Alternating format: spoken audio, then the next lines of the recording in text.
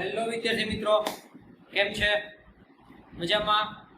તમારા બધાનું આપણી ચેનલ એસબી ક્લાસમાં હાર્દિક સ્વાગત છે. હવે આપણે આજે ધોરણ 10 માં વિજ્ઞાનમાં પહેલું ચેપ્ટર રાસાયણિક પ્રક્રિયાઓ અને સમીકરણો એનો સંપૂર્ણ રીતે અભ્યાસ કરેલો છે. આ લેક્ચરમાં આપણે પૂરેપૂરો એક વખત રિવિઝન કરી લઈશું, એટલે કે વન શોર્ટ રિવિઝન કરવાના છીએ. બરાબર? બધાય વિડિયોના અંત સુધી તમે બધા બન્યા રહેજો. બરાબર? જો વિડિયો ગમે તો લાઈક કરજો, તમારા ફ્રેન્ડને શેર કરજો અને સબસ્ક્રાઇબ કરજો. તો ચાલો શરૂઆત કરીએ. આપણે ચાલુ કર્યું હતું ચેપ્ટરના નામ ઉપરથી. બરાબર? શેના ઉપરથી ચાલુ કર્યું હતું? ચેપ્ટરના નામ ઉપરથી. રાસાયણિક પ્રક્રિયાઓ. તો પહેલા તો પ્રશ્ન એ છે કે રાસાયણિક પ્રક્રિયાઓ કહેવાય કોને? તો કે બે પદાર્થો વચ્ચે પ્રક્રિયા થઈને કંઈક નવો જ પદાર્થ બને છે. આ નવા પદાર્થ બનવા માટે જે કોઈ પણ પ્રક્રિયા થઈને ઈ પ્રક્રિયાને કહેવાય રાસાયણિક પ્રક્રિયા. શું કહેવાય? રાસાયણિક પ્રક્રિયા. અને આપણે એના સમીકરણો જોઈશું. બરાબર? ચાલો શું જોયું હતું? તો કે સૌથી પહેલા રોજિંદા જીવનમાં જોવા મળતી કેટલીક રાસાયણિક પ્રક્રિયાઓ લખો. એટલે કે તમારી આસપાસ જે કોઈ પણ રાસાયણિક ક્રિયા થાય છે ને એ લખવાની છે. આપણે ખબર પેલું જોયું હતું, શું જોયું હતું? કે ઉનાળાના તાપમાને મુકેલ દૂધ જલ્દી બગડી જાય છે. શું કામ જલ્દી બગડી જતું હતું? કારણ કે જો તાપમાન વધારે હોય તો દૂધની અંદર રહેલા લેક્ટોબેસિલસ નામના બેક્ટેરિયા રાસાયણિક પ્રક્રિયા કરે છે. બરોબર? અને દૂધને કેવું કરી નાખે છે? બગાડી નાખે છે. આ રોજિંદા જીવનમાં પહેલી ઘટના. બીજી ઘટના કઈ હતી? તો કે લોખંડની વસ્તુઓ જેવી કે તવા, તપેલા, ખીલાને ભેજવાળી હવામાં મૂકતા તેને શું લાગે છે? પહેલા કાટ લાગે છે. જો અહીં આપણે આકૃતિમાં આપ્યું છે. બરોબર? એક લોખંડના પાઇપને કાટ લાગેલી છે. આ તો તમે ઘણી બધી વખત જોયેલી છે. ઘરના બારી બારણાઓ જે 2-3 વર્ષ વહી ગયા હોય, કલર બલર ન કરેલો હોય, એને જોઈ લીજો, કાટ લાગી જ ગયો હોય. બરાબર? તો આ પણ એક રાસાયણિક પ્રક્રિયા છે. આગળ દ્રાક્ષનું આથવણ થવું. બરાબર? જો અહીંયા તમને ફોટામાં આપેલું છે, દ્રાક્ષનું આથવણ થવું એટલે શું? તો કે શર્કરાનું અમુક બેક્ટેરિયા વડે આલ્કોહોલમાં રૂપાંતર થઈ જવાની ક્રિયાને શું કહેવાય છે? આથવણ. અહીંયા દ્રાક્ષનું આથવણનું આપણે ઉદાહરણ આપેલું છે. ખોરાકનું રંધાવવું એ પણ કઈ પ્રક્રિયા છે? તો કે રાસાયણિક પ્રક્રિયા. કેમ રાસાયણિક પ્રક્રિયા છે એ તમારે પહેલા જ વિડીયોમાં જોઈ આવવાનું. બરાબર? પાર્ટ 1 માં. હાલ એના પછી શરીરમાં ખોરાકનું પાચન થવું, આ પણ એક પ્રકારની રાસાયણિક પ્રક્રિયા છે. મેં પહેલા જ લેક્ચરમાં આ પણ વિડીયો બહુ શાંતિથી ડીપ સમજાવેલો હતો. એના પછી શ્વાસોશ્વાસ દરમિયાન થતી ક્રિયા, એ કઈ ક્રિયા છે? રાસાયણિક ક્રિયા. કેમ ભાઈ શ્વાસોશ્વાસ દરમિયાન થતી ક્રિયા રાસાયણિક ક્રિયા છે? કારણ કે તમે જે શ્વાસમાં લ્યો છો કયો વાયુ લ્યો છો? તો કે ઓક્સિજન વાયુ. ઉચ્છ્વાસમાં કયો વાયુ બહાર કાઢો છો? તો કે કાર્બન ડાયોક્સાઇડ વાયુ. બરાબર? આ બંને એક જ કે અલગ અલગ? તો કે બંને અલગ અલગ. એનો મતલબ એમ કે તમારા શરીરની અંદર કંઈક ને કંઈક રાસાયણિક પ્રક્રિયા થઈ છે. બરાબર? આ પ્રશ્નો બહુ એવો કંઈ ખાસો પૂછાતો નથી, અને જો પૂછાઈ જાય તો આપણે લખી નાખવાનું. રેડી? હાલો નેક્સ્ટ ક્વેશ્ચન ઉપર. રાસાયણિક પ્રક્રિયા દરમિયાન કેવા કેવા ફેરફારો જોવા મળે છે? તો કે પહેલો એમાં ફેરફાર છે કે રાસાયણિક પ્રક્રિયા દરમિયાન પદાર્થની ભૌતિક અવસ્થા બદલાય છે. એનો મતલબ શું? તો કે પ્રક્રિયા પેલા ઘન હોય તો એવું જરૂરી નથી કે ઘન ને ઘન રહે. રાસાયણિક પ્રક્રિયા બાદ પ્રવાહી બની જતો હોય, અથવા તો વાયુ પણ બની જતો હોય, અથવા તો ઘન ને ઘન પણ રહેતો હોય. એટલે કે પદાર્થની ભૌતિક અવસ્થા બદલાતી હોય છે. રેડી? આગળ બીજું છે પદાર્થમાં રંગ પરિવર્તન જોવા મળે છે. રાસાયણિક પ્રક્રિયા દરમિયાન પેલા કંઈક અલગ રંગનો હોય, પ્રક્રિયક સફેદ રંગનો હોય, અથવા તો રંગવિહીન હોય. રાસાયણિક પ્રક્રિયા થઈ જાય એટલે એ કેવો બનતો હોય? તો કે એકાદા પ્રકારના રંગનો બની જતો હોય, ક્યારેક લીલા રંગનો બની જાય, ક્યારેક પીળા રંગનો બની જતો હોય. અહીંયા જો તમને આકૃતિમાં આપેલા છે. બરાબર? વિવિધ રંગનું જો. બરાબર? એની સાથે સાથે શું ઉત્પન્ન થાય છે? કે અહીંયાથી ધુમાડા નીકળે છે, એટલે કે વાયુ ઉત્પન્ન થાય છે. શું પહેલા ઉત્પન્ન થાય છે? વાયુ ઉત્પન્ન થાય છે. હાલો, પ્રક્રિયા દરમિયાન અમુક વાયુઓ ઉત્પન્ન થાય છે. હાલો, સમજાઈ ગયું? રાસાયણિક પ્રક્રિયા દરમિયાન અમુક વાયુ ઉત્પન્ન થાય છે. એના પછી પ્રક્રિયા દરમિયાન તાપમાનમાં ફેરફાર જોવા મળે છે. કેટલીક રાસાયણિક પ્રક્રિયામાં જો રાસાયણિક પ્રક્રિયા થતી હોય તો કેટલીક વખત તાપમાન ખૂબ જ વધી જતું હોય, અને કેટલીક રાસાયણિક પ્રક્રિયા એવી છે કે જેમાં તાપમાન કેવું થઈ જતું હોય? ઘટી જતું હોય. બરાબર? ખબર પડી કે રાસાયણિક પ્રક્રિયા દરમિયાન કેવા કેવા ફેરફાર જોવા મળે છે. પહેલો ફેરફાર કયો હતો? તો કે પદાર્થની ભૌતિક અવસ્થા બદલાય છે. બીજો, એમાં રંગ પરિવર્તન જોવા મળે છે. ત્રીજો, એમાં અમુક રંગો ઉત્પન્ન થતા હોય છે. રંગ પરિવર્તન જોવા અમુક વાયુઓ ઉત્પન્ન થતા હોય છે. બરાબર? ચોથો, પ્રક્રિયા દરમિયાન તાપમાનમાં ફેરફાર જોવા મળે છે બરોબર કેટલીક વખત તાપમાન વધી જતું હોય કેટલીક વખત ઘટી જતું હોય ચલો ક્લિયર અહીંયા લગી ચલો આગળ જુઓ હવે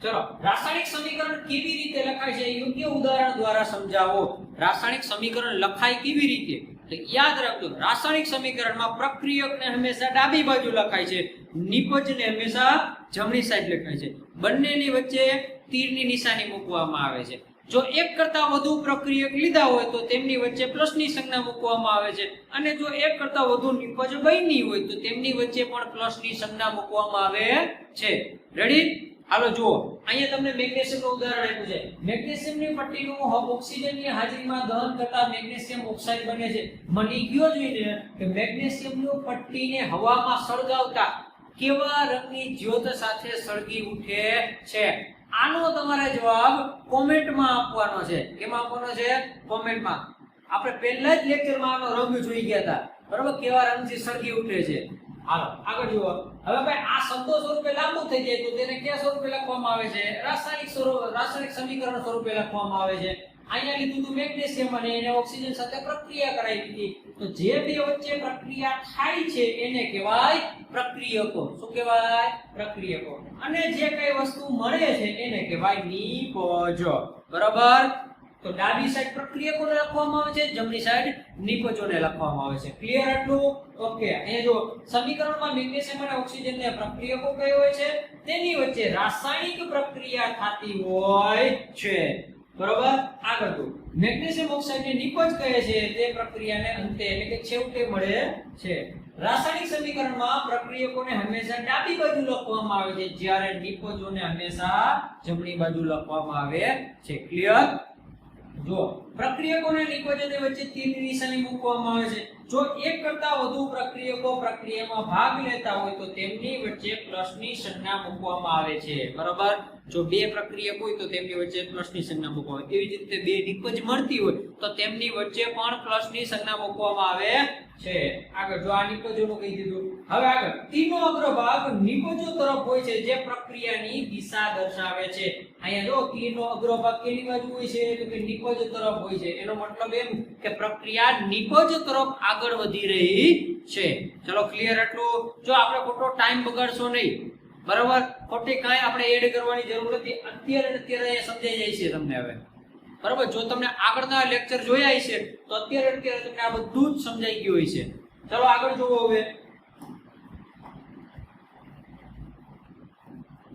હાલો અસંતુલિત રાસાયણિક સમીકરણ કોને કહેવાય છે તો કે અસંતુલિત ન હોય એને કહેવાય અસંતુલિત બરાબર પણ એનો મતલબ એવો નથી કાઢવાનો આપણે જોવાનું શું કહે છે તો કે જે રાસાયણિક સમીકરણમાં તત્વોના પરમાણુની સંખ્યા સમાન ન હોય બરાબર એટલે કે પ્રક્રિયક અને નિપજમાં જે તત્વો આપેલું છે એમાં પરમાણુની સંખ્યા સમાન ન હોય એટલે કે બંનેમાં અલગ અલગ હોય પ્રક્રિયકમાં અલગ હોય નિપજમાં અલગ હોય આવા સમીકરણને અસંતુલિત રાસાયણિક સમીકરણ કહે છે અહીંયા તમને એક મેગ્નેશિયમ અને ઓક્સિજનનું ઉદાહરણ આપી દીધું છે બરાબર મેગ્નેશિયમ અને ઓક્સિજન હાલો જુઓ છે અહીંયા મેગ્નેશિયમમાં કેટલા પરમાણુ તો કે એક જ પરમાણુ છે સામેની બાજુ નિપજમાં તો કે અહીંયા પણ એક જ પરમાણુ છે અહીંયા પ્રક્રિયકમાં ઓક્સિજનના બે પરમાણુ છે નિપજમાં ઓક્સિજનમાં માત્ર ને માત્ર એક જ પરમાણુ છે એટલે આ સમીકરણ કેવું કહેવાય અસંતુલિત રાસાયણિક સમીકરણ બરાબર અને એનું બીજું નામ તો તમને ખબર જ છે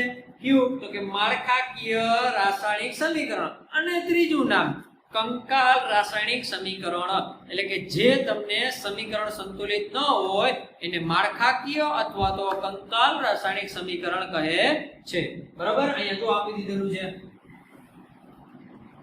બરાબર ડન સમજાઈ ગયું ચાલો તો આગળ જુઓ હવે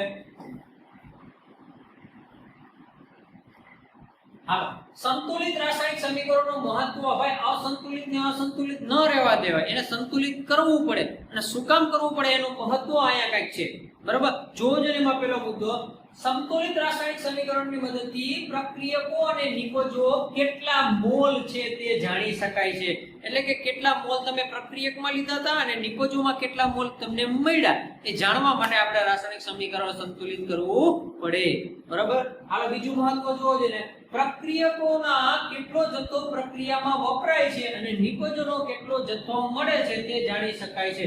એનો મતલબ એમ કે પ્રક્રિયક તમે કેટલો લીધો તો એનો જથ્થો, નિપજમાં તમને એનો કેટલો જથ્થો મળ્યો એ જાણવા માટે રાસાયણિક સમીકરણ સંતુલિત કરવું પડે. બરાબર. જો અહીંયા આગળ હવે પ્રક્રિયકો અને નિપજોની ભૌતિક સ્થિતિ જાણી શકાય છે. એટલે કે પ્રક્રિયકમાં તમે કોઈ ઘન પદાર્થ લીધો હોય તો નિપજમાં કયો પદાર્થ તમને મળ્યો એ જાણવા માટે તમારે સમીકરણ સંતુલિત કરવું પડે. બરાબર. જો વાયુ પ્રક્રિયકમાં લીધો તો તમને શું સામે વાયુ જ મળ્યો નિપજમાં, કે પ્રવાહી મળ્યો કે ઘન મળ્યો એ જાણવા માટે તમારે રાસાયણિક સમીકરણ સંતુલિત કરવું પડે. બરાબર. આગળ જુઓ. આપણો આઈએમપી ક્વેશ્ચન. બરાબર. આઈએમપી કેટલા માર્કમાં? તો કે 2 માર્કમાં. કેટલા માર્કમાં? 2 માર્કમાં. રાસાયણિક સમીકરણ સંતુલિત કરવું કેમ આવશ્યક છે ભાઈ? શું કામ જરૂર પડી અને આવશ્યક કેમ આવશ્યક છે સંતુલિત કરવાનો? કારણ કે એમાં દળ સંચયનો નિયમ આવ્યો હતો. કયો નિયમ આવ્યો હતો?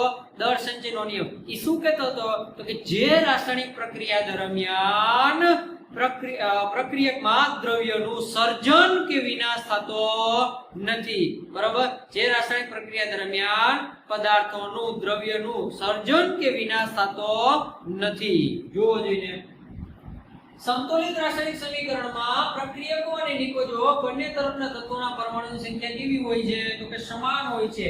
હવે દળ સંચયના નિયમ મુજબ દ્રવ્યનું સર્જન કે વિનાશ થતું નથી, એટલે કે નવો બનતોય નથી, ઈ કે ગુમાવી દેતો નથી, એટલે કે વહી કે નથી જતો. બરોબર. જેથી રાસાયણિક સમીકરણમાં પ્રક્રિયકોનો નિપજોનું દળ કેવું રહે છે? તો કે સમાન રહે છે. પરિણામે સમીકરણમાં રહેલા પ્રત્યેક તત્વોના પરમાણુની સંખ્યા બંને બાજુ કેવી રાખવી પડે? પહેલા બંને બાજુ આપણે સમાન રાખવી પડે. પ્રક્રિયકમાં હોતે અને નિપજોમાં બંને બાજુ સમાન પરમાણુઓ રાખવા પડે. આથી રાસાયણિક સમીકરણ સંતુલિત કરવું ખૂબ જ આવશ્યક છે. ઉદાહરણ તમને આપી દીધું છે. કેનું છે? તો કે ઝિંક એની હારે H2SO4 ની પ્રક્રિયા કરાવી ઝિંક સલ્ફેટ બને છે અને હાઇડ્રોજન વાયુ ઉત્પન્ન થાય છે. આ રાસાયણિક સમીકરણ સંતુલિત છે. બરાબર. એટલે કે પ્રક્રિયકમાં એ સરખા પરમાણુઓ છે, નિપજોમાં સરખા પરમાણુ છે. શું કામ આવશ્યક જરૂરી છે સંતુલિત કરવાનું? ખબર પડી ગઈ. કયો નિયમ? તો કે દળ સંચયનો નિયમ. કયો નિયમ? દળ સંચયનો નિયમ. એ શું કહે છે? તો કે દ્રવ્યનું સર્જન કે વિનાશ થતો નથી. ચલો ક્લિયર આટલું બધાને? ઓકે. ચલો આગળ વધીએ. હવે આપણે જોવાનું છે રાસાયણિક સમીકરણને સંતુલિત કરવાના વિવિધ સોપાનો. બરાબર. આ આપણો બીજો લેક્ચર હતો. જોવો જોઈએ. આપણે અહીંયા સમીકરણ આપ્યું છે. કયું આપ્યું છે? તો કે Fe plus H2O શું બને છે? તો કે Fe3O4 plus H2 બને છે. આ સમીકરણને સંતુલિત કરવાનું છે. જો તમે આપણો બીજો લેક્ચર જોયો હોય, એટલે કે બીજો પાઠ જોયો હોય, તો રાસાયણિક સમીકરણ સંતુલિત કરવાના સોપાનો તમને અહીંયા નહીં આવડી જશે. બરાબર. હાલો સૌથી પહેલા શું કરવાના? તો સોપાન નંબર પહેલા એમાં એ કરવાનું હતું કે જે તમને સૂત્ર આપ્યો ને બધાને કેમાં પૂરી દો? તો કે એક બોક્સમાં પૂરી દો. બરાબર. બોક્સમાં પૂરી દીધા પછી આપણે ઈ વસ્તુ યાદ રાખવાનું કે એમાં અંદર કે પાછળ ક્યાંય કાંઈ આપણે લખાણ કરવાનું નથી, એટલે કે કાંઈ હરી કરવા ક્યાંય જવાનું નથી. જે કંઈ પણ લખશો ઈ બોક્સની આગળની સાઈડ લખશો. બરાબર. આ આપણું સોપાન નંબર પહેલું હતું. હાલો સોપાન નંબર બીજું શું કહેતા હતા? તો કે સોપાન નંબર બીજું કે જેટલા તમને તત્વો આપ્યા છે એને એક લખી નાખો. એની બાજુમાં પ્રક્રિયકમાં કેટલા પરમાણુ છે એ લખી નાખો. એની બાજુમાં નિપજોમાં કેટલા પરમાણુ છે એ લખી નાખો. આટલું લખી નાખવાનું. ક્લિયર. એટલે આપણે 2 સોપાન કમ્પ્લીટ થઈ ગયા. બરાબર. જોવો જોઈને અહીંયા સોપાન નંબર 2 રાસાયણિક સમીકરણને સંતુલિત કરવા માટે પ્રત્યેકને એક સૂત્રમાં મૂકી દો. પછી શું કીધું છે? તો કે રાસાયણિક સમીકરણ સંતુલિત કરતી વખતે ખાનાની અંદર કાંઈ ફેરફાર કરવો નહીં. બરાબર. લખવું ક્યાં લખવાનું? હંમેશા ખાનાની આગળ જ. બરોબર. અહીંયા તમને સમીકરણ આપ્યું હતું એને બધાને બોક્સમાં ભરી દીધું. બરોબર. હાલો બીજું સોપાન શું કહેતો હતો? તો કે દરેકના એક તત્વ લખો, પ્રક્રિયકના પરમાણુ લખો અને નિપજોના પરમાણુ લખ્યા. બરોબર. અહીંયા પ્રક્રિયકમાં તત્વોમાં Fe છે, H છે અને O છે. Fe, H અને O ત્રણ તત્વો લખી નાખ્યા. હવે પ્રક્રિયકમાં કેટલા પરમાણુ સંખ્યા છે એની અહીંયા ઈ લખી નાખી. બરોબર. જો અહીંયા Fe એક જ છે, અહીંયા એક જ છે, અહીંયા હાઇડ્રોજન 2 છે તો અહીંયા 2 લખ્યા, અહીંયા ઓક્સિજન 1 છે તો અહીંયા 1 લખ્યા. એવી જ રીતે નિપજોમાં પણ મેં અહીંયા પરમાણુની સંખ્યા લખી નાખી. ચલો 2 સોપાન ક્લિયર. અહીંયા લખી આવડે. હવે ત્રીજો સોપાન જુઓ. શું કહે છે ત્રીજો સોપાન? હાલો ત્રીજું સોપાન કે સૌથી વધુ પરમાણુ ધરાવતા હોય ઈ આપણે તત્વને પકડી લેવાનું. બરાબર, સૌથી વધુ તત્વ ધરાવતો પરમાણુ ધરાવતો ઈ તત્વને પકડી લેવાનો. પહેલા કેને સંતુલિત કરવા જવાના? તો કે એને, જે સૌથી વધુ પરમાણુ ધરાવે છે. હાલો આ પ્રક્રિયામાં સૌથી વધુ પરમાણુ કોણ ધરાવતું હતું? તો કે ઓક્સિજન ધરાવતું હતું. આપણે ઓક્સિજનને શું કરશો? સંતુલિત કરવા જઈશું. સોપાન નંબર 3 જો વધુ પરમાણુ ધરાવતો સંયોજનને પસંદ કરો અને તેમાં રહેલા તત્વોને સંતુલિત કરો. અહીં Fe3O પરમાં રહેલા ઓક્સિજનને પ્રથમ સંતુલિત કરીએ. એટલે કે શરૂઆતમાં પરમાણુ ઓક્સિજનના કેટલા હતા? હા, સંતુલિત કરવા માટે કેટલા જોઈએ છે એ આપણે લખવાનું. પ્રક્રિયકમાં ઓક્સિજન કેટલા હતા? તો કે 1 જ હતો. બરાબર, નિપજમાં ઓક્સિજન કેટલા હતા? તો કે 4 હતા. કેટલા હતા?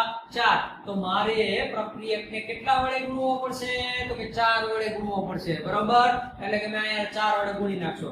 અહીં યાદ રાખો કે જ્યારે પરમાણુ સંખ્યા સમાન કરવામાં આવે ત્યારે તેના સૂત્રમાં કોઈ ફેરફાર કરવો નહીં. એટલે કે અંદર કે પાછળની સાઈડ કાંઈ લખવાનું નહીં. ક્યાં લખવાનું? હંમેશા આગળની સાઈડ જ. બરાબર, આગળ જેમ કે ઓક્સિજનના પરમાણુને સંતુલિત કરવા માટે H2O ની આગળ 4 લખાય છે, પરંતુ H2O4 કે H2O કૌંસમાં 4 આમ લખાય નહીં. રેડી?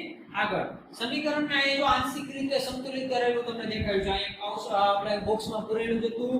અહીં H2O હતું પણ H2O ને આગળ કેટલા કરી નાખ્યા? 4 કરી નાખ્યા. કા તો કે મારે પ્રક્રિયકમાં 4 ઓક્સિજન જોતા હતા એટલે મેં અહીંયા 4 કરી નાખ્યા. રેડી? અને આ સમીકરણ એમ નામ રાખ્યું. આ કેવું સમીકરણ કહેવાય? તો કે આંશિક રીતે સંતુલિત સમીકરણ. એટલે કે થોડું એવું આપણે રાસાયણિક સમીકરણ સંતુલિત કર્યું. બરાબર, ચલો નેક્સ્ટ સોપાન ઉપર જોઈએ. હાલો બીજું ચોથું સોપાન શું કહે છે? તો કે હજી અહીંયા ભાઈ આપણે બીજા આપણે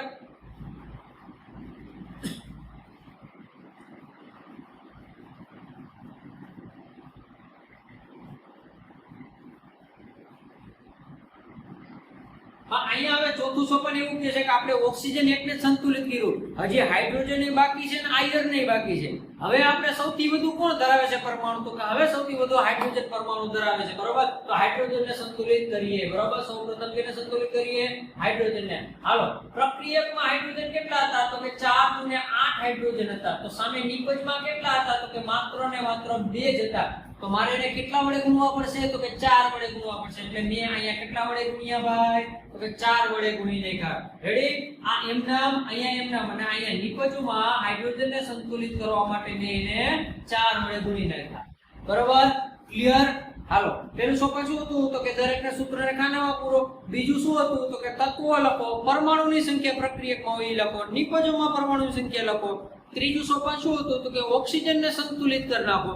ચોથું સોપાન શું હતું? તો કે હાઇડ્રોજનને સંતુલિત કરો. તો હવે કોનો વારો રહ્યો? એક જ તત્વ આખી રહ્યું ને, કોણ? તો કે Fe. હાલો તો Fe ને સંતુલિત કરી નાખો. સોપાન નંબર 5 આયર્ન હજી સંતુલિત નથી. આયર્નને સંતુલિત કરવા માટે 3 વડે ગુણવામાં આવે છે. શું કામ 3 વડે? જો જેને નિપજમાં અહીંયા 3 પરમાણુ છે. કેટલા પરમાણુ છે? 3. પણ અહીંયા પ્રક્રિયકમાં માત્ર ને માત્ર એક જ પરમાણુ છે. આથી આને કેટલા વડે ગુણવા પડે? 3 વડે ગુણવા પડશે. બરોબર, ક્લિયર? આથી સમીકરણને સંતુલિત નીચે પ્રમાણે બનશે. 3Fe 4H2O બને શું? તો કે Fe3O4 અને 4H2 બને છે. રેડી? હવે આગળ જોવો આપણે સોપાન નંબર 6.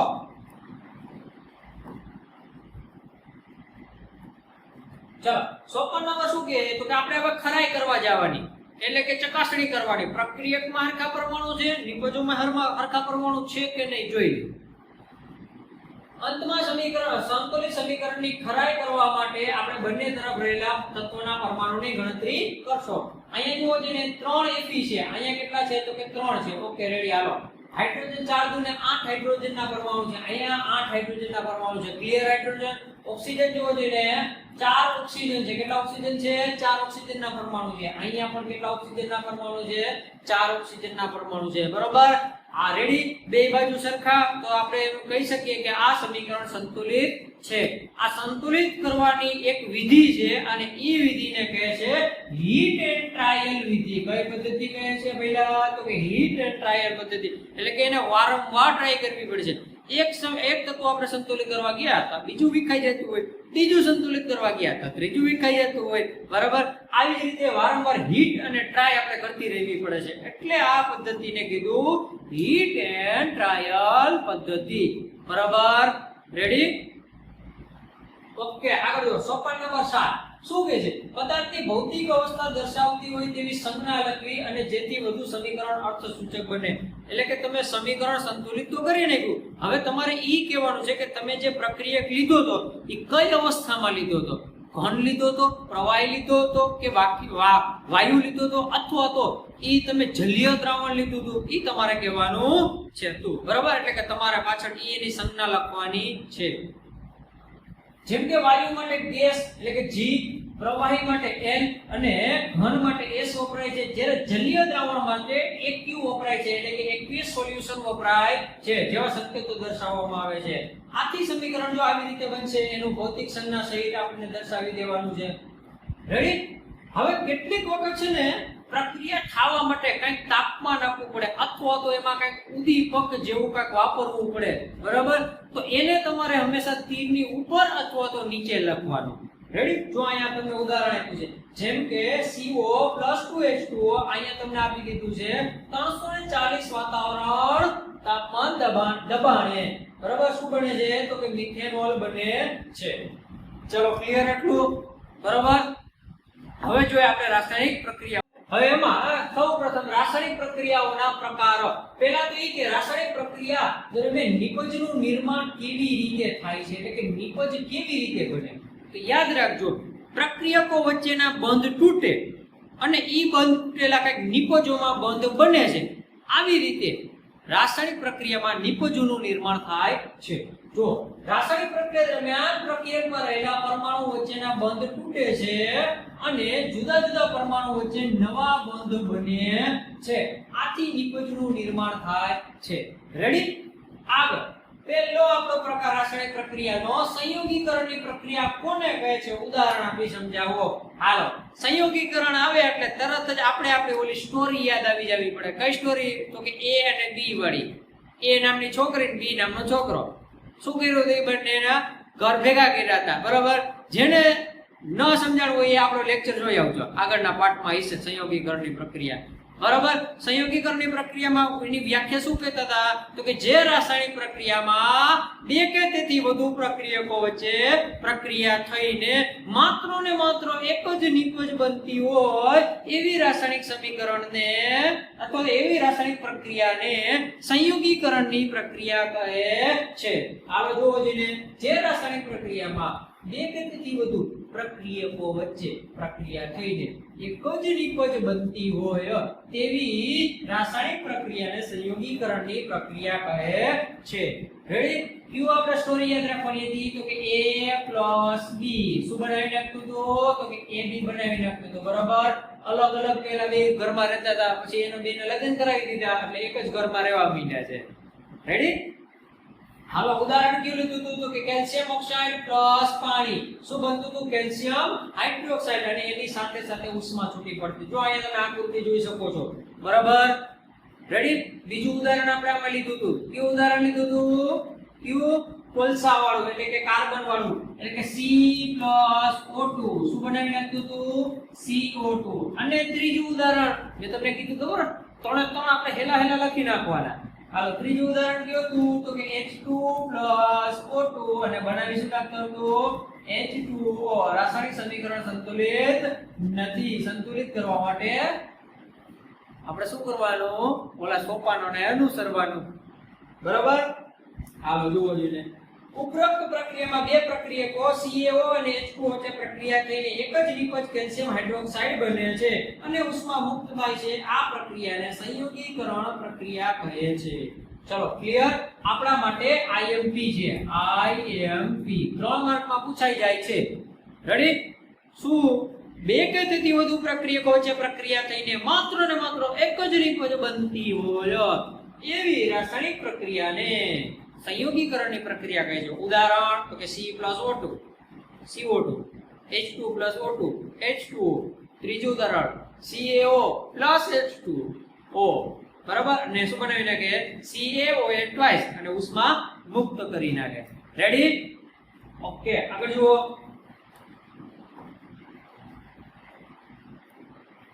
ચલો, કોલસાનું દહન અને પાણીનું નિર્માણ એ કયા પ્રકારની પ્રક્રિયા છે? સમીકરણ લખો. હાલો, હમણાં જ જોયા આપણે સમીકરણ. કોલસાનું દહન અને પાણીનું નિર્માણ એ સંયોગીકરણની પ્રક્રિયા છે. એનું સમીકરણ આવ્યું C+O2 CO2 બનાવ્યું અને H2 O2 H2O બનાવી નાખ્યું. રેડી? ડન. આગળ વધો. હવે ઘરની દિવાલ તોડવા માટે શું વપરાય છે? તે પદાર્થ કેવી રીતે બને છે અને તેનું સમીકરણ લખી સમજાવો. હાલો, ઘરની દિવાલ તોડવા માટે એટલે કે રંગ કરે અને કલર કરવા માટે શું પેલા ગઈઢાઓ આપણે શું કરતા હતા? દિવાલને આપણે કડી ચૂનો કરતા હતા, બરાબર? એ કડી ચૂનો કરવા માટે શું વપરાય છે? તો કે કડી ચૂનો કરવા માટે કેલ્શિયમ હાઇડ્રોક્સાઇડ વપરાય છે. એટલે કે ઘરની દિવાલ તોડવા માટે કેલ્શિયમ હાઇડ્રોક્સાઇડનો ઉપયોગ થાય છે. હાલો, ઘરની દિવાલ તોડવા માટે ચૂનાનું નીતર્યું પાણી એટલે કે CaOH ટ્વાઇસ વપરાય છે. અહીંયા જો તમને આપી દીધેલો છે ફોટો. અહીંયા જો આ જૂનું મકાન છે, આપણે એના દિવાલ ઉપર આપણે ચૂનાનું નીતર્યું પાણી લગાડી દીધેલું છે, બરાબર? હાલો, એનું સમીકરણ આવ્યું ભાઈ CaO H2O શું બનાવી નાખે છે? CaOH ટ્વાઇસ કેલ્શિયમ હાઇડ્રોક્સાઇડ બનાવી નાખે છે. હવે શું થાય છે? તો કે આ કેલ્શિયમ હાઇડ્રોક્સાઇડ સાથે હવામાંનો કાર્બન ડાયોક્સાઇડ એટલે કે હવામાંનો CO2 રાસાયણિક પ્રક્રિયા કરે છે, બરાબર? અને ઈ દિવાલ ઉપર કેલ્શિયમ કાર્બોનેટનું એટલે કે CaCO3 નું પાતળું પડ બનાવી દે છે. જેના લીધે શું થાય? તો કે એના લીધે દિવાલ ઉપર ચમક આવે છે. શું આવે છે? ચમક આવે છે. જ્યારે આવી રીતે દિવાલ ઉપર આ કેલ્શિયમ હાઇડ્રોક્સાઇડ તોડવામાં આવે ને, તમે એને થોડાક સમય બાદ જોઈજો, તમે એને તમારા આંખ એની સામે નજર જઈશે ને એટલે તમારી આંખ અંજાઈ જાય છે, બરાબર? કાં તો કે એની ચમક જ એટલી છે. આ CaCO3 એટલે શું ભઈલા? આરસ પહાણ. શું CaCO3 એટલે? આરસ પહાણ, બરાબર? હાલો, જો અહીંયા આપી દીધેલું છે. ચૂનાના નીતર્યા પાણીને ઘરની દિવાલ ઉપર ઢોળવામાં આવે છે ત્યારે હવામાંના કાર્બન ડાયોક્સાઇડ સાથે ધીમી પ્રક્રિયાથી દિવાલ ઉપર કેલ્શિયમ કાર્બોનેટનું પાતળું પડ બને છે. આમ દિવાલ તોડ્યા બાદ 2 કે 3 દિવસમાં તેની ઉપર સફેદ CaCO3 નું નિર્માણ થાય છે. જેના લીધે દિવાલ ઉપર શું આવે છે? પહેલા ચમક આવે છે, બરાબર?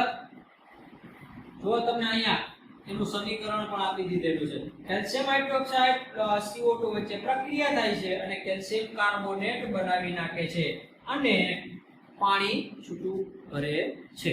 ચલો, ક્લિયર અહીંયા લગી? ચલો આપણે આગળ વધીએ. એટલે આપણે ખોટો આપણે ટાઈમ બગાડવાનો નથી, કારણ કે 1 થી સવા કલાકમાં આપણે પૂરેપૂરું ચેપ્ટર નું કમ્પ્લીટલી રિવિઝન કરવાનું છે, બરાબર? હાલો આગળ. ઉષ્માક્ષેપક રાસાયણિક પ્રક્રિયા કોને કહેવાય? તો કે જે રાસાયણિક પ્રક્રિયા દરમિયાન નિપજના નિર્માણ સાથે સાથે ઉષ્મા મુક્ત થતી હોય એટલે કે ગરમી છૂટી પડતી હોય એવી રાસાયણિક પ્રક્રિયાને કહેવાય ઉષ્માક્ષેપક રાસાયણિક પ્રક્રિયા. શું કીધું? તો કે નિપજના નિર્માણ સાથે એટલે કે નિપજ બનતી હોય એની હારોહાર ભાઈ શું ઉત્પન્ન થતું હોય? ઉષ્મા ઉત્પન્ન થતી હોય એવી રાસાયણિક પ્રક્રિયાને ઉષ્માક્ષેપક રાસાયણિક પ્રક્રિયા કહે છે. જુઓ જોઈને અહીંયા, જે રાસાયણિક પ્રક્રિયામાં નિપજના નિર્માણ સાથે ઉષ્મા મુક્ત થતી હોય તેવી પ્રક્રિયાને ઉષ્માક્ષેપક પ્રક્રિયા કહે છે. ઉદાહરણ તરીકે આપી દો, કુદરતી વાયુનું દહન થવું. કુદરતી વાયુ એટલે કોણ? તો કે મિથેન, બરાબર? મિથેન હવામાંના ઓક્સિજન સાથે પ્રક્રિયા કરે છે. શું બનાવે છે? તો કે CO2 બનાવે છે, પાણી બનાવે છે અને એની સાથે સાથે શું ઉત્પન્ન થતું હોય છે ભાઈ? ઉષ્મા, બરાબર? શું ઉત્પન્ન થતું હોય? ઉષ્મા એટલે કે આ પાણી ગેસ ફોર્મમાં નીકળતું હોય એટલે કે વરાળ સ્વરૂપે નીકળતું હોય છે અને કેવું હોય? ખૂબ જ ગરમી વાળો એટલે કે ઉષ્માક્ષેપક પ્રક્રિયા કહેવાય. અહીં જો તમને દહનની એક આકૃતિ આપી છે, જો અહીંયા સળગે છે, બરાબર? હાલો બીજું ઉદાહરણ, કોલસાનું દહન. કાર્બન પ્લસ ઓક્સિજન અને કાર્બન ડાયોક્સાઇડ બને પ્લસ ઉષ્મા બને છે. આ પણ કઈ પ્રક્રિયા છે? ઉષ્માક્ષેપક પ્રક્રિયા. હજી તમારે ત્રીજી લખવી કઈ લખવાની? તો કે સંયોગીકરણમાં જે તમે પ્રક્રિયા યાદ રાખી હતી ઈ જ લખી નાખવાની. કઈ? કેલ્શિયમ ઓક્સાઇડ પ્લસ પાણી, કેલ્શિયમ હાઇડ્રોક્સાઇડ પ્લસ ઉષ્મા. રેડી? ઓકે, આગળ જુઓ. વનસ્પતિ દ્રવ્યનું વિઘટન થઈને ખાતર બનવું પણ ઉષ્માક્ષેપક પ્રક્રિયા છે. આ બધી જ પ્રક્રિયા આપણે યાદ રાખવાનું છે. રેડી? ક્વેશ્ચન પૂછી જાય કે વનસ્પતિ દ્રવ્યનું વિઘટન થઈને ખાતર બનવું કઈ પ્રક્રિયા છે? તો કે ઉષ્માક્ષેપક પ્રક્રિયા છે. રેડી? ચાલો આગળ વધો.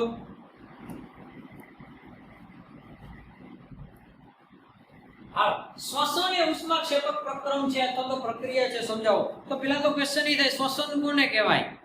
મેં તમને પહેલા આપણે લેક્ચર અગાઉના લેક્ચરમાં સમજાવી દીધું શ્વસન કોને કહેવાય. કોને કહેવાય? શ્વાસ લ્યો અને બહાર કાઢો એને. ના બેટા ના, શ્વસન એને ન કહેવાય, એને તો શ્વાસોશ્વાસની ક્રિયા કહેવાય. શ્વસન કોને કહેવાય પેલા એ સમજો. શું થાય? તો કે આપણા શરીરમાં ગ્લુકોઝ એ આપણે ઓક્સિજન જે અંદર લીધો એની વચ્ચે પ્રક્રિયા થઈને ઊર્જા મુક્ત કરે, એટલે કે તાકાત આપે તમને. આ પ્રક્રિયાને કહેવાય શ્વસન. બરોબર? સિમ્પલ રીતે તમને સમજાવી દીધું. હાલો જોવો જોઈએ. જીવન જીવવા માટે ઊર્જાની જરૂર પડે છે. જે આપણે ખોરાક ખાઈએ છીએ તેમાંથી શું મળે છે? ઊર્જા મળે છે. પાચન દરમિયાન ખોરાક વધુ ને વધુ સરળ પદાર્થમાં વિભાજિત થાય છે. દાખલા તરીકે ભાત, બટેકા, બ્રેડમાં કાર્બોદિત પદાર્થ હોય છે. આ કાર્બોદિત પદાર્થનું વિભાજન થઈને ગ્લુકોઝ ઉદ્ભવે છે. બરાબર? કાર્બોદિત પદાર્થનું વિભાજન થઈને શું ઉદ્ભવે છે? ગ્લુકોઝ ઉદ્ભવે છે. આ ગ્લુકોઝ આપણા શરીરના કોષોમાં રહેલા ઓક્સિજન સાથે પ્રક્રિયા કરીને, એટલે કે સંયોજાઈને ઊર્જા પૂરી પાડે છે. આ પ્રક્રિયાને શું કહેવાય છે? શ્વસન કહે છે. હમણાં જ જોયું કે ભાઈ જેમાં ઊર્જા ઉત્પન્ન થતી હોય એને શું કહેવાય છે? ઉષ્માક્ષેપક પ્રક્રિયા. બરોબર? આમ શ્વસનની પ્રક્રિયા દરમિયાન ઊર્જા મુક્ત થતી હોવાથી આ શ્વસનને ઉષ્માક્ષેપક પ્રક્રિયા કહે છે એમ કહેવાય. અહીંયા તમને ઉદાહરણ આપી દીધેલું છે. ગ્લુકોઝ C6H12O6 પ્લસ 6CO2 એટલે 6O2 ઓક્સિજન સાથે પ્રક્રિયા કરે છે. ગ્લુકોઝ શું બનાવી નાખે છે? 6CO2 બનાવે છે, 6H2O બનાવે છે અને એની સાથે સાથે ઊર્જા મુક્ત કરે છે. તો ઊર્જા મુક્ત કરે છે એનો મતલબ એમ કે આ પ્રક્રિયા ઉષ્માક્ષેપક પ્રક્રિયા કહેવાય. એક માર્કમાં ખાલી એમ પૂછાઈ જાય કે શ્વસન એ ખાલી ક્યાં પ્રક્રિયા છે? કઈ પ્રક્રિયા છે? ઉષ્માક્ષેપક પ્રક્રિયા. ચલો ડન, ક્લિયર? ચલો આગળ વધીએ. હા, વિઘટન પ્રક્રિયા એટલે શું? વિઘટન પ્રક્રિયા તો શું કરવાનું? તમે સંયોગીકરણમાં બેના લગ્ન કરાવ્યા હતા. હવે ઈ બે વચ્ચે ગરમી આપવાનું એટલે કે ડખો કરાવવાનો અને તમારે શું કરી નાખવાના? પાછા બેને અલગ કરી નાખવાની. આ આપણી સ્ટોરી યાદ રાખવાની એટલે કોઈ દિવસ વિઘટન પ્રક્રિયા ભૂલાય છે નહીં. રેડી ને? ઓકે. શું કીધું છે જોવો જઈને. જે રાસાયણિક પ્રક્રિયામાં એક જ પ્રકારના પ્રક્રિયકને ગરમ કરતા એકથી વધુ નિપજો બનતી હોય એવી પ્રક્રિયાને વિઘટન પ્રક્રિયા કહે છે. એક જ પ્રક્રિયક લેવાનું, એને શું કરવાનું? ગરમ કરવાનું, ઉષ્મા આપવાની. બરાબર? જેનાથી એક કે તેથી વધુ નિપજ બનાવી નાખે. આ પ્રક્રિયાને વિઘટનીય પ્રક્રિયા કહેવાય છે. બરાબર? આપણી સ્ટોરી કઈ હતી? તો કે AB. બરાબર? આ બંનેના ઘર આપણે ભેગા કર્યા હતા કે આને તમે પ્રક્રિયક લઈ શકો. આની વચ્ચે તમે શું આપો છો? તો કે ઉષ્મા એટલે કે ગરમી આપો છો. બંનેને તમે અલગ કરી નાખો છો. બંનેને અલગ કરી નાખ્યા. આ જ પ્રક્રિયા એટલે વિઘટનની પ્રક્રિયા. રેડી? વિઘટન કયા કયા સ્વરૂપે થાય છે? વિઘટન કયા કયા સ્વરૂપે થાય? તો કે એક તો ઉષ્મીય સ્વરૂપે વિઘટન થતું હોય, બીજું વિદ્યુત વિભાજનીય રીતે વિઘટન થતું હોય, ત્રીજું સૂર્યપ્રકાશની મદદથી વિભાજન થતું હોય. બરાબર? હાલો. ઉપરાંત ઉષ્માની મદદથી કરવામાં આવતી વિઘટનની પ્રક્રિયાને ઉષ્મીય વિઘટન કહે છે. હાલો, કેલ્શિયમ કાર્બોનેટ તમે ગરમ કરો એટલે કે કેલ્શિયમ ઓક્સાઇડ બનશે અને કાર્બન ડાયોક્સાઇડ વાયુ છૂટો પડશે. બરાબર? એના પછી ફેરસ સલ્ફેટ. કયો સલ્ફેટ? તો કે ફેરસ સલ્ફેટ. એને તમે ગરમ કરો છો તો કેમાં ફેરવાય છે? પહેલા તો કે ફેરિક ઓક્સાઇડમાં ફેરવાય છે.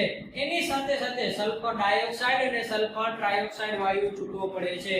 આ ફેરસ સલ્ફેટનો રંગ કેવો એ તમારે મને કોમેન્ટમાં જણાવવાનો છે. બરાબર? કોમેન્ટમાં તમારે મને જણાવવાનો છે કારણ કે આપણે આપણા લેક્ચરમાં જોઈ ગયા હતા ફેરસ સલ્ફેટનો રંગ કેવો હતો અને પછી ફેરિક ઓક્સાઇડનો રંગ કેવો હતો એ તમારે મને કોમેન્ટમાં કહેવાનો. બરાબર? આ બંનેના રંગ તમારે કોમેન્ટમાં કહેવાના છે. રેડી? અને નો ખબર હોય તો આપણે લેક્ચરમાં જોઈ આવજો ને પછી તમે મને કહેજો આમાં. હાલો, એના પછી લેડ નાઇટ્રેટને તમે ગરમ કરો છો તો કે લેડ ઓક્સાઇડમાં ફેરવાય છે અને નાઇટ્રોજન ડાયોક્સાઇડ અને એની સાથે સાથે ઓક્સિજન વાયુ છૂટો પડે છે. આ પ્રક્રિયા કઈ પ્રક્રિયા હતી? વિઘટનીય પ્રક્રિયા. કઈ પ્રક્રિયા? વિઘટનીય પ્રક્રિયા. બરોબર, આપણે યાદ રાખવાની છે, પૂછાઈ જાય એવી પ્રક્રિયા છે. પેલું એની વ્યાખ્યા શું કહે છે?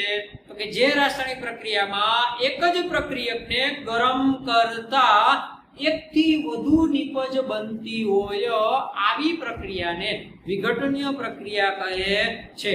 વિઘટનીય પ્રક્રિયા કેટલા સ્વરૂપે થાય છે? તો કે 3 સ્વરૂપે થાય છે. પહેલું ઉષ્મીય વિઘટન, બીજું વિદ્યુત વિભાજનીય વિઘટન, ત્રીજું સૂર્યપ્રકાશની મદદથી વિઘટન. બરાબર, રેડી? પાણીનું વિદ્યુત વિભાજન કરો છો ત્યારે પણ એમાં એક પાણીનો એક આપણે અણુ લીધો હોય છે, એમાં એનો વિદ્યુત વિભાજન કરો એટલે કે H2 અને O2 છૂટા પડતા હતા.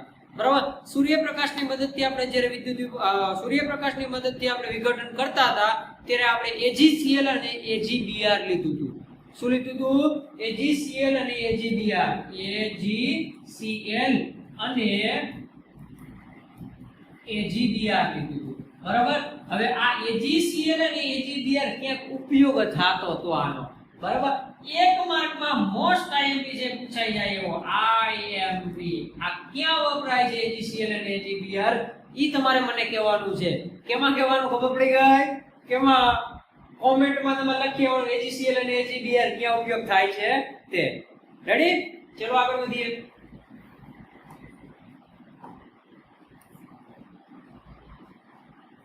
હાલો, સિમેન્ટ બનાવવા માટે કયો પદાર્થ વપરાય છે તેની બનાવટ લખો. હાલો, સિમેન્ટ બનાવવા માટે કેલ્શિયમ ઓક્સાઇડ વપરાય છે. બરાબર, શું વપરાય છે? કેલ્શિયમ ઓક્સાઇડ એટલે કે કડી ચૂનો વપરાય છે. હા, ઈ કેમ બને છે? તો કે ભાઈ કેલ્શિયમ કાર્બોનેટના તમે વિઘટન કરો છો એટલે કે ઉષ્મીય વિઘટન કરો એટલે કેલ્શિયમ ઓક્સાઇડ બને છે અને કાર્બન ડાયોક્સાઇડ વાયુ છૂટો પડે છે. આ કેલ્શિયમ ઓક્સાઇડ કેની બનાવટમાં વપરાય છે? પહેલા તો કે સિમેન્ટની બનાવટમાં વપરાય છે. કેમાં વપરાય છે? સિમેન્ટની બનાવટમાં. આનું નામ યાદ રાખજો, કડી ચૂનો એ કહેવાય છે અને ક્વિકલામે કહેવાય છે. બરોબર, આ જે ચૂનાનો પથ્થર એને શું કહેવાય છે? બીજું નામ આરસ પહાણ. ક્લિયર? જો જેને આગળ વિઘટનીય પ્રક્રિયામાં પ્રક્રિયકો વચ્ચે બંધ તોડવા માટે કયા સ્વરૂપે ઊર્જા જરૂરી છે? હમણાં જ મેં તમને 3 સ્વરૂપે ઊર્જાનું કીધું. બરોબર, જ્યાં અહીંયા તમને આપ્યું છે ઉષ્મા, પ્રકાશ અથવા તો વિદ્યુત સ્વરૂપે ઊર્જાની જરૂર પડે છે.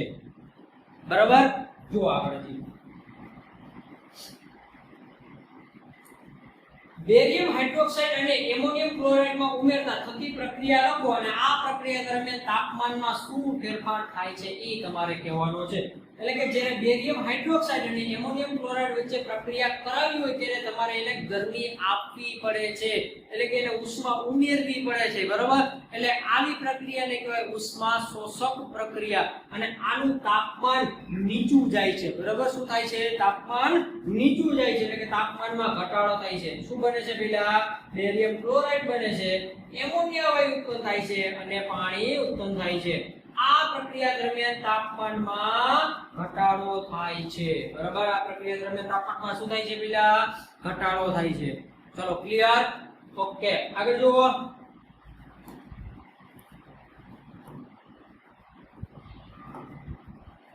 વિસ્થાપન પ્રક્રિયા કોને કહે છે? ઉદાહરણ આપી સમજાવો. આપણા માટે IMP. બરાબર, IMP મોસ્ટ IMP. જે રાસાયણિક પ્રક્રિયામાં વધુ ક્રિયાશીલ તત્વો ઓછા ક્રિયાશીલ તત્વોને તેના સંયોજનમાંથી દૂર કરી નાખે છે એને કઈ પ્રક્રિયા કહેવાય? વિસ્થાપન પ્રક્રિયા. આપણી સ્ટોરી પાછી યાદ આવી જાવી પડે. કોના લગ્ન કરાવ્યા હતા? તો કે AB ના લગ્ન કરાવ્યા હતા. બરાબર, એની જીવનમાં કોઈ બીજો એક વ્યક્તિ આવ્યો. કોણ આવ્યો? તો કે C નામનો વ્યક્તિ આવ્યો. હવે આ છોકરી આની સાથે પાછા મેરેજ કરી. એ શું કામ? કારણ કે આ વધુ ક્રિયાશીલ તત્વ છે. કેવું? વધુ ક્રિયાશીલ તત્વ. અને શું બનાવી નાખે છે? તો કે AC બનાવી નાખે છે અને એની સાથે સાથે B ને કહી દે છે બાય બાય બાય ટાટા. એટલે B ને અલગ કરી નાખે છે. એટલે કે જે ઓછો ક્રિયાશીલ તત્વ હતો એને કહી દેસ તું ઘરે રહે. હાલો જુઓ અહીંયા, જે રાસાયણિક પ્રક્રિયામાં વધુ ક્રિયાશીલ તત્વો ઓછા ક્રિયાશીલ તત્વોને તેના સંયોજનમાંથી દૂર કરે છે એને વિસ્થાપન પ્રક્રિયા કહે છે. ઉદાહરણ મેં તમને યાદ રાખવાનું કીધું હતું. ક્યાં બે યાદ રાખવાના? તો કે આ બીજું ને ત્રીજું.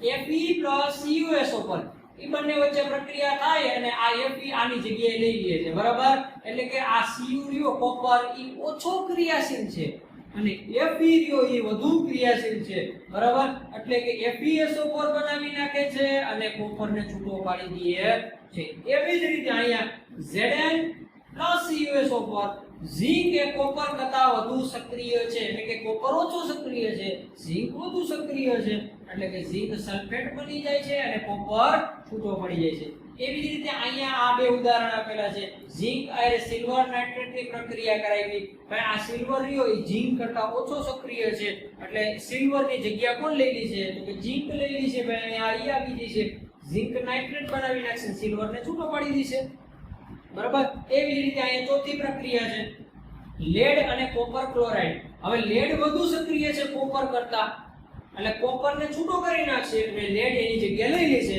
એટલે કે લેડ ક્લોરાઇડ બનાવી નાખશે અને કોપર છૂટો પડી જાય છે બરાબર તો હવે ક્વેશ્ચન એ થાય તો સક્રિયતા વધુ સક્રિય કેમ ખબર પડે કે ભાઈ આ તત્વ વધુ ક્રિયાશીલ છે આ તત્વ ઓછું ક્રિયાશીલ છે એ આપણા ચેપ્ટર નંબર 3 માં આવે છે ધાતુ અધાતુ ચેપ્ટરમાં બરાબર પણ મેં તમને અહીંયા એક સક્રિયતા શ્રેણી લખાવી હતી બરાબર એક વાક્ય સ્વરૂપે મેં એક વસ્તુ લખાવી હતી એ તમારે યાદ રાખવાનું હતું क्यों वाक्य तो कि काशीनाथ का माली आलू जरा फीका पकाता है कौन है आगे आओ बराबर आ તમારે એક વાક્ય યાદ રાખવાનું જેથી કરીને તમને તમારી આખી સક્રિયતા શ્રેણી યાદ રહી જાય અને ખબર પડી જાય કે કોણ વધુ સક્રિય તત્વ છે અને કોણ ઓછું સક્રિય તત્વ છે ક્લિયર આયા લગી વિસ્થાપન પ્રક્રિયા ખબર પડી ગઈ ઓકે આગળ જુઓ હવે ચલો એના પછીની પ્રક્રિયા કઈ છે દ્વિવિસ્થાપન પ્રક્રિયા કોને કહેવાય ઉદાહરણ આપી સમજાવો તો કે જે રાસાયણિક પ્રક્રિયામાં પ્રક્રિયકોના આયનોની આપ-લે થતી હોય એટલે કે આયનો બદલાતા હોય ધન વીજભાર અને ઋણ વીજભાર બદલાતા હોય બરાબર એવી પ્રક્રિયાને કહેવાય છે દ્વિવિસ્થાપન પ્રક્રિયા કઈ પ્રક્રિયા કહે છે પહેલા દ્વિવિસ્થાપન પ્રક્રિયા જો જોને અહીંયા તમને આપ્યું છે સોડિયમ સલ્ફેટ અને બેરિયમ ક્લોરાઇડ આપ્યું છે હવે આ બંને વચ્ચે શું થશે તો કે અહીંયા વચ્ચે અહીંયા આવડા બંધ તૂટશે અને સોડિયમ ધન આયન બનશે અને સલ્ફેટ ઋણ આયન બનશે બરાબર એવી જ રીતે અહીંયા આની વચ્ચે બંધ તૂટશે અને બેરિયમ ધન આયન બનશે અને ક્લોરાઇડ ઋણ આયન બનશે બરાબર હંમેશા કોને કોણ આકર્ષે તો કે ધન હોય ઈ ઋણને જ આકર્ષણ થાય બરાબર ઋણને જ આકર્ષે એટલે કે છોકરો હોય છોકરી હારે જ લગ્ન કરવાનો છે બરાબર તો અહીંયા પણ એ જ રીતે ધન આયન ઋણ સાથે આકર્ષણ કરશે એટલે કે એની સાથે જોડાય છે એટલે કે NaCl બનાવી નાખશે શું બનાવી નાખશે NaCl એવી જ રીતે અહીંયા Ba અને SO4 એટલે કે બેરિયમ સલ્ફેટ બનાવી નાખશે અહીંયા જોવો જો ને કેની આપલે તે પહેલા તો કે અહીંયા આયનોની આપલે થઈ બરાબર જો રાસાયણિક પ્રક્રિયામાં પ્રક્રિયકોના આયનોની આપલે થતી હોય ઈ પ્રક્રિયાને કહેવાય દ્વિવિસ્થાપનની પ્રક્રિયા ચલો ક્લિયર આગળ જુઓ એક બીજું ઉદાહરણ પણ તમને અહીંયા આપ્યું છે પોટેશિયમ બ્રોમાઇડ નું અને બેરિયમ આયોડાઇડ નું આપ્યું છે બરાબર કેનો આપ્યું છે પોટેશિયમ બ્રોમાઇડ અને બેરિયમ આયોડાઇડ હવે આની વચ્ચે શું થઈ છે તો કે અહીંયા વચ્ચે બંધ તૂટશે બરાબર અહીંયા બંધ તૂટે એટલે કે કેવું બનશે તો કે પ્લસ એટલે કે પોટેશિયમ ધન આયન બનશે બેરિયમ ઋણ આયન બનશે સોરી બ્રોમાઇડ ઋણ આયન બનશે અહીંયા બેરિયમ ધન આયન બનશે અને આયોડાઇડ ઋણ આયન બનશે આ ધન હંમેશા ઋણ સાથે જોડાય છે એટલે કે પોટેશિયમ આયોડાઇડ બનાવી નાખશે એની સાથે સાથે આ બેરિયમ Br સાથે જોડાય છે એટલે કે બ્રોમાઇડ સાથે જોડાય છે બેરિયમ બ્રોમાઇડ બનાવી નાખશે આયનોની આપલે થઈ ન થઈ જો આયનોની આપલે થતી હોય તો એવી પ્રક્રિયાને કહેવાય દ્વિવિસ્થાપનની પ્રક્રિયા ચલો ડન ક્લિયર ઓકે એના પછીની રાસાયણિક પ્રક્રિયા જોજો આટલું શું કામ ઝડપથી જાય છે ખબર હે ને કારણ કે આપણે આખું ચેપ્ટર કવર કરવાનું છે વન શોર્ટ રિવિઝન ચાલુ છે રેડી હાલો આગળ જુઓ અવક્ષેપણ પ્રક્રિયા કોને કહે છે ઉદાહરણ આપી સમજાવો તો કે જે રાસાયણિક પ્રક્રિયા દરમિયાન શું ઉત્પન્ન થતું હોય તો કે અદ્રાવ્ય અવક્ષેપ ઉત્પન્ન થતું હોય એટલે કે જે દ્રવ્ય ન થતું હોય ઓગળતું ન હોય એવો પદાર્થ ઉત્પન્ન થતો હોય એવી પ્રક્રિયાને અવક્ષેપણ પ્રક્રિયા કહે છે અહીંયા જુઓ તમે ઉદાહરણ આપ્યું છે બેરિયમ ક્લોરાઇડ નો Ba+ આયન તથા સોડિયમ સલ્ફેટનો SO4 - આયન વચ્ચે પ્રક્રિયા થઈને બેરિયમ સલ્ફેટના સફેદ અવક્ષેપ જોવા મળે છે. કેવા અવક્ષેપ જોવા મળે છે? સફેદ. જે કેમાં દ્રાવ્યો નથી? તો કે પાણીમાં દ્રાવ્યો નથી, એટલે કે પાણીમાં અદ્રાવ્યો છે. તો અવક્ષેપ ઉત્પન્ન થયા, તો આ પ્રક્રિયાને કહેવાય અવક્ષેપણની પ્રક્રિયા. ઉદાહરણ આપ્યું છે ભાઈ બેરિયમ ક્લોરાઇડ, એની સાથે કોની પ્રક્રિયા કરાવશો? સોડિયમ સલ્ફેટની પ્રક્રિયા કરાવશો. શું બને છે? તો કે બેરિયમ સલ્ફેટના સફેદ અવક્ષેપ ઉત્પન્ન થાય છે અને એની સાથે સાથે સોડિયમ ક્લોરાઇડ છૂટો પડે છે. અહીંયા જો તમને અહીંયા આપી દીધેલું છે આકૃતિ. અહીંયા જો અદ્રાવ્ય અવક્ષેપ, આ પીળા રંગના અદ્રાવ્ય અવક્ષેપ ઉત્પન્ન થયા. બરાબર? રેડી? ચલો આગળ જુઓ. ચાલો, ઓક્સિડેશન અને રિડક્શન પ્રક્રિયા કોને કહે છે તે આપને સમજાવો. હાલો પહેલા તો ઓક્સિડેશન કોને કહેવાય એ કહો. જે રાસાયણિક પ્રક્રિયામાં ઓક્સિજન ઉમેરાતો હોય અથવા તો હાઇડ્રોજન દૂર થતો હોય. જે રાસાયણિક પ્રક્રિયામાં ઓક્સિજન ઉમેરાતો હોય અને હાઇડ્રોજન દૂર થતો હોય આવી પ્રક્રિયાને કઈ પ્રક્રિયા કહેવાય? ઓક્સિડેશન પ્રક્રિયા કહે છે. બરાબર? હાલો જોઈ લો અહીંયા જોઈને. જે રાસાયણિક પ્રક્રિયા દરમિયાન પદાર્થ ઓક્સિજન મેળવે છે અથવા તો હાઇડ્રોજન ગુમાવે છે તેને ઓક્સિડેશન પ્રક્રિયા કહે છે. ઉદાહરણ C+O2 બનાવી શું નાખે છે? તો કે CO2. જો જે ઓક્સિજન આમાં ઉમેરાણો તો કે હા CO2 બનાવી નાખો. અહીંયા મેગ્નેશિયમ વાળું ઉદાહરણ છે. Magnesium plus oxygen, magnesium oxide બનાવી નાખો. એવી જ રીતે અહીંયા કોપર વાળી ઓક્સિજનની પ્રક્રિયા થાય છે, કોપર ઓક્સાઇડ બનાવી નાખો છે. રેડી? ઓક્સિડેશન સમજાઈ ગયું. એવી જ રીતે રિડક્શન. શું કહે છે રિડક્શન? તો કે જે રાસાયણિક પ્રક્રિયામાં હાઇડ્રોજન ઉમેરાતો હોય અને ઓક્સિજન છૂટો પડતો હોય અથવા તો ઓક્સિજન છૂટો પડતો હોય આવી પ્રક્રિયાને રિડક્શન પ્રક્રિયા કહે છે. બરાબર?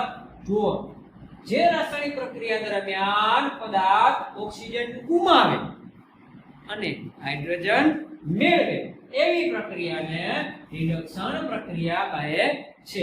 અહીંયા તમને ઉદાહરણ આપી દીધેલા છે. કોપર ઓક્સાઇડ એની સાથે હાઇડ્રોજન પ્રક્રિયા કરે છે. બરાબર?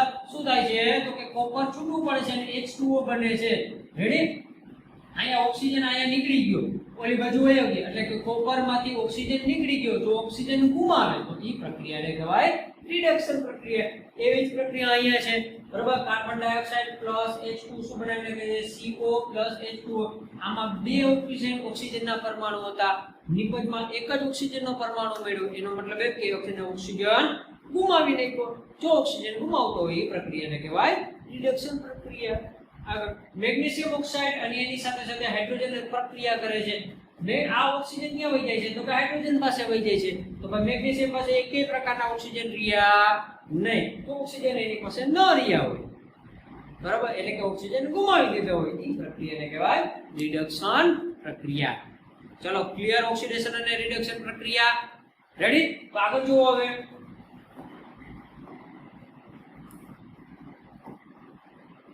ચલો એના પછીની પ્રક્રિયા રેડોક્સ પ્રક્રિયા અથવા તો ઓક્સિડેશન રિડક્શન પ્રક્રિયા કોને કહે છે? ઉદાહરણ આપી સમજાવો.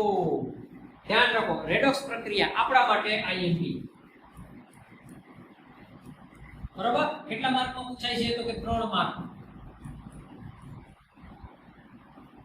વ્યાખ્યા પહેલા જુઓ, પહેલા સમજો. જે રાસાયણિક પ્રક્રિયામાં એક પ્રક્રિયકનું ઓક્સિડેશન થતું હોય અને એક પ્રક્રિયકનું રિડક્શન થતું હોય એવી રાસાયણિક પ્રક્રિયાને રેડોક્સ પ્રક્રિયા કહે છે અથવા તો ઓક્સિડેશન રિડક્શન પ્રક્રિયા કહે છે.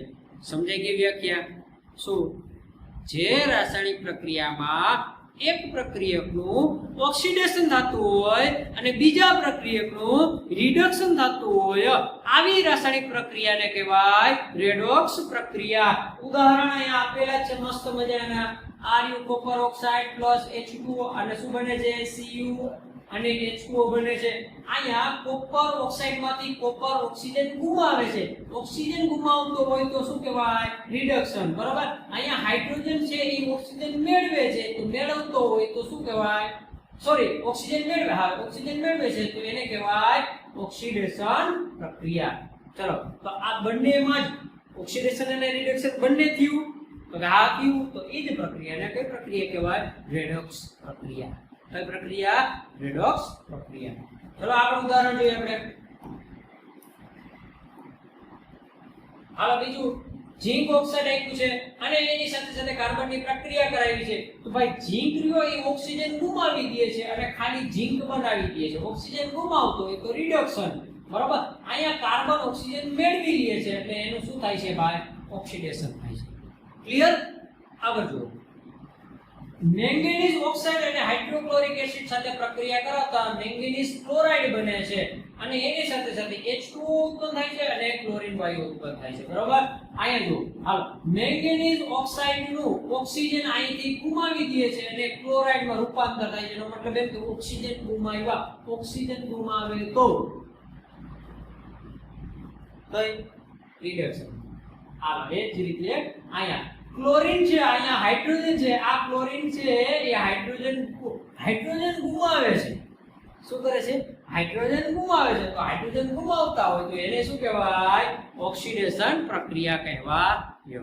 ચલો રેડોક્સ પ્રક્રિયા ખબર પડી ગઈ, બરાબર. જો તમને ઓક્સિડેશન અને રિડક્શન પ્રક્રિયા ખબર હશે ને એટલે રેડોક્સ હાવ હેલામાં હેલી લાગશે અને આપણે પૂછાઈ જાય એવી પ્રક્રિયા છે. રેડોક્સ પ્રક્રિયાના ઉદાહરણ આપી સમજાવો 3 માં, બરાબર. ઓકે ચલો આગળ જુઓ. હવે અહીંયા એક વસ્તુ તમને કહેવાનું યાદ રહી ગયું. લોખંડનું કટાવવું એ કઈ પ્રક્રિયા છે? રેડોક્સ પ્રક્રિયા છે. શું કામ? રેડોક્સ પ્રક્રિયા છે. લોખંડનું કટાવવું રેડોક્સ પ્રક્રિયા છે. શું કામ? આ જાણવા માટે તમારે આગળના વિડિયો તમારે જોવા પડશે. કારણ કે આ પ્રક્રિયા ચાલુ હતી ને ત્યારે મેં વિગતવાર સમજાવ્યું હતું કે લોખંડને કટાવવું એ શું કામ રેડોક્સ પ્રક્રિયા છે, બરાબર. તો આપણે આગળના વિડિયો જોઈ આવજો એટલે તમને બધો જ ખ્યાલ આવી જશે.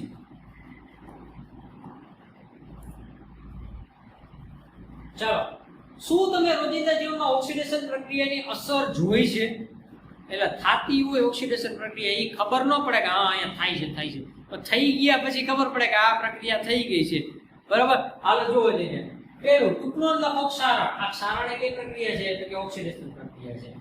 એસિડ અને ભેજની હાજરીમાં ધાતુને કાટ લાગે છે. આ કાટ લાગવાની ક્રિયાને કહેવાય છે ક્ષારણ. શું કહેવાય છે પેલા? ક્ષારણ, બરાબર. અહીં જો એક પાઇપ છે એમાં એસિડનો હુમલો થયો છે એટલે કે એસિડ એમાં કોઈ ઢોળ્યું છે એટલે આ ફૂટો થઈ ગયું છે, એનું ક્ષારણ થઈ ગયું છે, બરાબર. એવી જ રીતે આ લોખંડનો પાઇપ છે એને ભેજની હાજરીમાં એની સાથે પણ શું થયું છે? કાટ લાગી ગયો છે એટલે કે એનું પણ ક્ષારણ થઈ ગયું છે. દાખલા તરીકે લોખંડને કાટ લાગે છે, ચાંદી પર કાળા રંગનું સ્તર જમે છે. ચાંદી પર કયા રંગનું સ્તર જમે છે?